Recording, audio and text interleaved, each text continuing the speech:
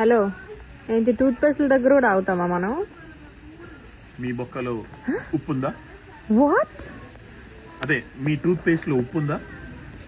ఉండే ఉంటది. హలో, మీ బొక్కలో టూత్ పేస్ట్ కాదు, మీ బొక్కలో ఉప్పు ఉందా? టూత్ పేస్ట్ లో ఉప్పు ఉందా అనే యాడ్ ఉంది కదా. ఇది చూడు యాడ్ ఉంది. ఓకే, బొక్క toothpaste for sensitive teeth. మీ ఎవరికైనా సెన్సిటివ్ టీత్ ఉంటే ఈ బొక్కనే వాడండి. బొక్క టూత్ పేస్ట్ నే వాడండి. రైట్?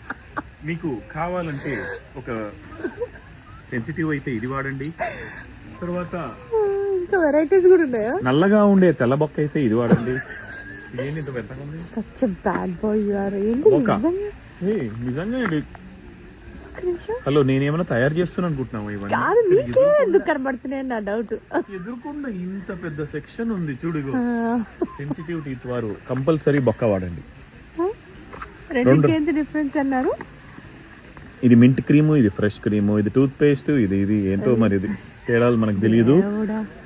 మనం ఇంతకీ సో అందుకని మాకు చెప్పండి, మీ బొక్కలో టూత్ పేస్ట్ ఉందో, టూత్ పేస్ట్ ఉప్పు ఉందో లేదో కమెంట్ లో మాకు చెప్పండి.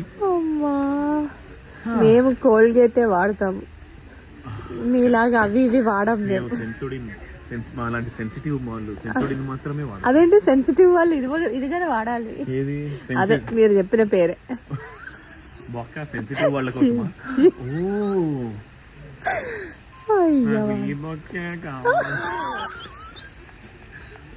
కాకుండా సెన్సిటివ్ తీసుకొని వెళ్ళిపోదాం.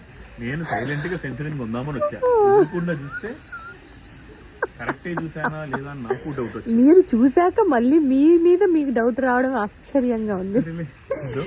ఇండియాలో అయితే చక్కగా ఇలాంటి కోల్గేట్స్ మ్యాక్స్ ఫ్రెష్ అని పాడుకునేవాళ్ళు. ఏంటి అంత ఫీల్ ఉందో మీ పాటలో? అసలు ఆ లెవెల్లో పాడేవారా అండి? అలా చూపిద్దామని నువ్వు అనుకునే లోపు నాకు కథలు చెప్పండి. Anyway, okay. సో ప్లీజ్, మీకు సెన్సిటివ్ గా ఉంటే తెలుసు కదా ఏం వాడాలో అనేసి చాలా సార్లు అనేసి నేను ఇక్కడ ఉన్న చదివా అంతే.